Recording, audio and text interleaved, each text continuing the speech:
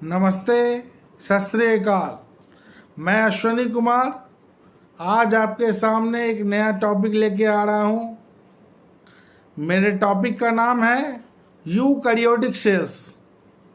कल मैंने आप लोगों को प्रोकैरियोटिक सेल पढ़ाया था। आज मैं आप लोगों को यूकैरियोटिक सेल पढ़ाऊँगा। उसमें सारे तथ्य मैं आपको बताऊँगा कि यूकैरियोटिक सेल में क्या पाया जाता है, वह प्रोकैरियोटिक से कैसे भिन्न होता है, और यूकैरियोटिक में जो एक स्ट्रक्चर होता है सेल मेम्ब्रेन, मैं उसके बारे में भी आपको बताऊंगा।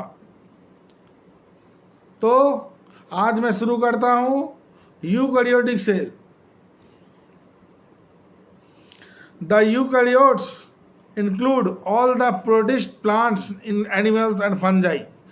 यूकैरियोट्स के अंतर्गत कौन कौन आते हैं? प्रोटिस्ट आते हैं, प्लांट्स आते हैं, एनिमल्स आते हैं और फंजाई आते हैं। ठीक है। In eukaryotic cell there is an extensive compartmentalisation of cytoplasm through the presence of membrane bound organelles. और यूकैरियोटिक सेल में क्या होता है? एक एक्सटेंसिव कंपार्टमेंटलाइजेशन होता है साइटोप्लाज्म का, जिसमें कंपार्टमेंट बनाने के लिए मेम्ब्रेन बाउंड ऑर्गेनेल्स उपस्थित होते हैं। यानी साइटोप्लाज्म में मेम्ब्रेन बाउंड ऑर्गेनेल्स उपस्थित होते हैं जो कि सेल के अंदर के ऑर्गेन को, सेल के अंदर के पार्ट को कंपार्टमेंट में विभाजित कर देते हैं। ठीक है।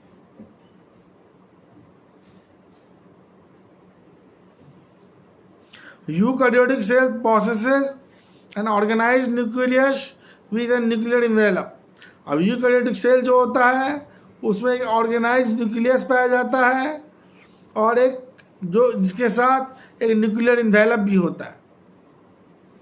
In addition eukaryotic cells have a variety of complex locomotory and cytoskeletal nature. और इसके साथ ही यूकैरियोट जो होते हैं, यूकैरियोटिक सेल जो होते हैं, उसमें एक वैरायटी ऑफ कॉम्प्लेक्स लोकोमोटरी और साइटोस्केलेटल स्ट्रक्चर भी पाया जाता है। यानी उसमें लोकोमोशन के लिए भी ऑर्गन पाया जाता है और साइटोस्केलेटल स्ट्रक्चर पाया जाता है, जैसे रफ एंडोप्लाज्मिक रेटिकुलम जो कि सेल को सपोर्ट प्रदान करता है, और लोकोमोटरी ऑर्गन के अंतर्गत आता है सीलिया और फ्लैजिला। ठीक है। Their genetic material is organise into chromosome. और यूकैरियोटिक सेल का जेनेटिक मटेरियल जो होता है वो क्रोमोसोम में ऑर्गेनाइज रहता है, क्रोमोसोम के रूप में ऑर्गेनाइज रहता है। ठीक है। और eukaryotic cells are not identical. सभी यूकैरियोटिक सेल जो होते हैं एक जैसे नहीं होते हैं। Plants and animals are different as the former possesses cell walls, plastids and large central vacuole which are absent in animal cells। Plant जो होता है और एनिमल जो होता है वो एक दूसरे से भिन्न होते हैं। क्यों? क्योंकि प्लांट सेल में सेल वॉल पाया जाता है, प्लास्टिड्स पाया जाता है, लार्ज सेंट्रल वैक्यूल पाया जाता है, जो कि एनिमल सेल में एब्सेंट रहता है।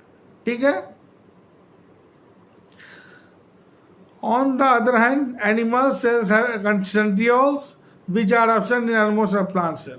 और एनिमल सेल में क्या होता है? सेंट्रियोल पाया जाता है जो कि प्लांट सेल में एब्सेंट रहता है। ठीक है। Let us now look at individual cell organelle to understand their structure and function। अब हम लोग देखते हैं सेल ऑर्गेनेल के बारे में, इंडिविजुअल सेल ऑर्गेनेल जो और उसके स्ट्रक्चर और फंक्शन के बारे में। सबसे पहले हम सेल मेम्ब्रेन के बारे में पढ़ाने जा रहे हैं। ठीक है। The detail structure of the membrane was studied only after the advent of the electron microscope in the 1950।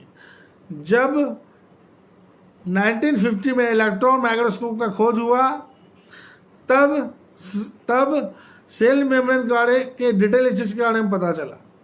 ठीक है। These studies showed that the cell membrane is composed of lipids that are in bilayer। और ये studies क्या बताती है कि cell membrane जो होता है वो लिपिड से बना होता है, और लिपिड जो होती है वो बाई लेयर के रूप में अरेंज रहती है, ठीक है। Also the lipids are arrange within the membrane with the polar head towards outer side, ठीक है। और जो लिपिड जो होती है वो अरेंज होती है मेम्ब्रेन में पोलर साइड में, और बाहरी रूप से पोलर साइड में, और आंतरिक रूप से हाइड्रोफोबिक टेल्स के रूप में इनर पार्ट में रहता है। यानी लिपिड जो होती है वो सेल मेम्ब्रेन में पोलर साइड में आउटर साइड में रहती है, और एक होती है जो इनर साइड में रहती है हाइड्रोफोबिक टेल्स के रूप में। This ensure that the non polar tail of the saturated hydrocarbon is protected from the aqueous environment. और यह बताता है कि नॉन पोलर टेल जो होता है वो सैचुरेटेड हाइड्रोकार्बन का बना होता है, और वह जो है एक्वस इन्वायरमेंट से प्रोटेक्टेड रहता है, सुरक्षा के रूप में रहता है, वो प्रोटेक्टेड रहता है, ठीक है। The lipid component of the membrane consist of phosphoglyceride. और लिपिड कंपोनेंट जो होता है, सेल का लिपिड कंपोनेंट जो होता है सेल मेम्ब्रेन का, वो किस चीज़ से बना होता है? फॉस्फोग्लिसराइड से बना होता है, ठीक है। Later biochemical investigation clearly revealed that the cell membrane also possesses protein and carbohydrate. इधर जो बायोकेमिकल इन्वेस्टिगेशन हुआ है उसमें क्लियरली रिवील किया गया है, बताया गया है कि सेल मेम्ब्रेन जो होता है वो प्रोटीन और कार्बोहाइड्रेट भी प्रोसेस करता है, प्रोटीन और कार्बोहाइड्रेट भी प्रोसेस करता है, ठीक है। The ratio of protein and lipid varies considerably in different cell types, है ना। और प्रोटीन और लिपिड का जो रेशियो होता है सेल मेम्ब्रेन में वो वेराई करता है डिफरेंट सेल टाइप्स के आधार पर, ठीक है। जैसे in human beings the membrane of the erythrocytes has approximately 52% protein और 40% लिपिड्स। और क्या होता है ह्यूमन बीइंग्स में जो एरिथ्रोसाइट का आरबीसी का एरिथ्रोसाइट का मेम्ब्रेन जो होता है वो 52% प्रोटीन का बना होता है और 40% लिपिड का बना होता है, ठीक है। Depending on the ease of extraction membrane protein can be classified as integral and peripheral. और एक्सट्रैक्शन के ईज के आधारित मेम्ब्रेन प्रोटीन जो होता है वो दो भागों में बांटा हुआ रहता है, इंटीग्रल एंड पेरिफेरल।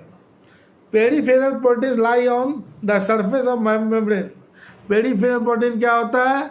वो मेम्ब्रेन की सरफेस पे रहता है, सेल मेम्ब्रेन की सरफेस पे रहता है पेरिफेरल प्रोटीन।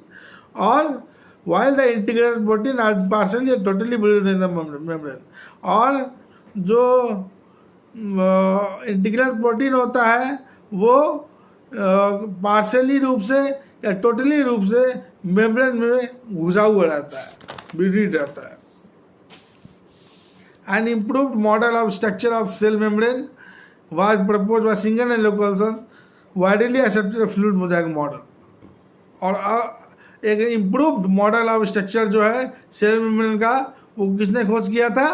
सिंगर और निकोलसन ने 1972 में, ठीक है। Widely accepted as fluid mosaic model, और उसने उसका नाम फ्लूइड मोजाइक मॉडल दिया था, ठीक है। One of the most important functions of the plasma membrane is the transport of the nucleomolecules across it। और प्लाज्मा मेम्ब्रेन का मोस्ट इंपॉर्टेंट फंक्शन क्या है कि ट्रांसपोर्ट ऑफ मॉलिक्यूल्स का ट्रांसपोर्ट, ये प्लाज्मा मेम्ब्रेन का मेन फंक्शन है। The membrane is selectively permeable to some molecules present in other side of it, ठीक है। मेम्ब्रेन जो होता है, सेल मेम्ब्रेन जो होता है वो सिलेक्टिवली परमिएबल होता है। कुछ मॉलिक्यूल्स के लिए सेल जो होता है सिलेक्टिवली परमिएबल होता है, present on other side of it. और यह जो है जिसके प्रति ये परमिएबल होता है वो इसके दोनों साइड, अंदर के साइड और बाहर के साइड में रहते हैं, ठीक है। Many molecules can move briefly across the membrane without any requirement of the energy. कुछ मॉलिक्यूल जो होते हैं वो मेम्ब्रेन के अक्रॉस जो है मूव करते हैं बिना किसी एनर्जी के चाह के, उसमें एनर्जी की ज़रूरत नहीं होती है, ठीक है। And this is called passive transport, और यह क्या कहलाता है? पैसिव ट्रांसपोर्ट कहलाता है, ठीक है। न्यूट्रल सॉल्यूट्स में move across the membrane by the process of simple diffusion. और न्यूट्रल सॉल्यूट जो होता है, जो सॉल्यूट न्यूट्रल होता है, वो इस सेल मेम्ब्रेन के द्वारा एक सिंपल डिफ्यूजन प्रोसेस के द्वारा मूव कर जाता है, अंदर से बाहर और बाहर से अंदर, ठीक है।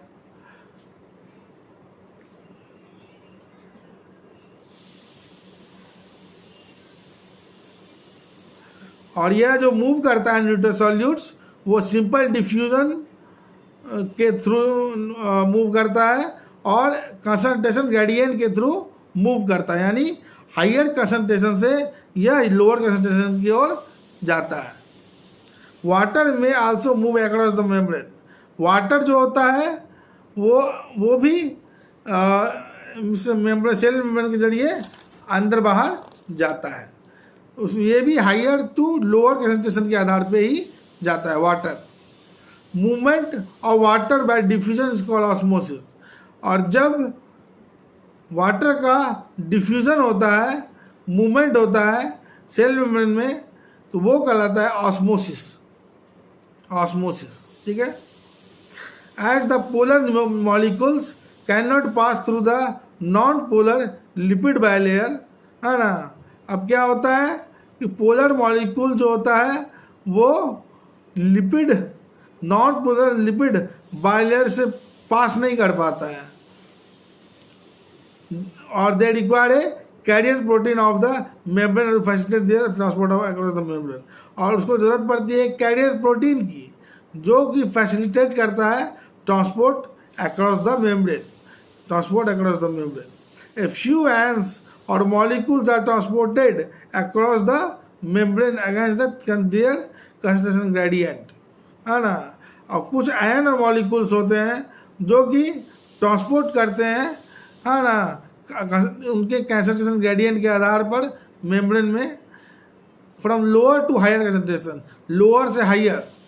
जस्ट उल्टा, वाटर करता था हायर से लोअर, न्यूट्रल सॉल्यूट करते थे हायर से लोअर, और ये करता है लोअर से हायर।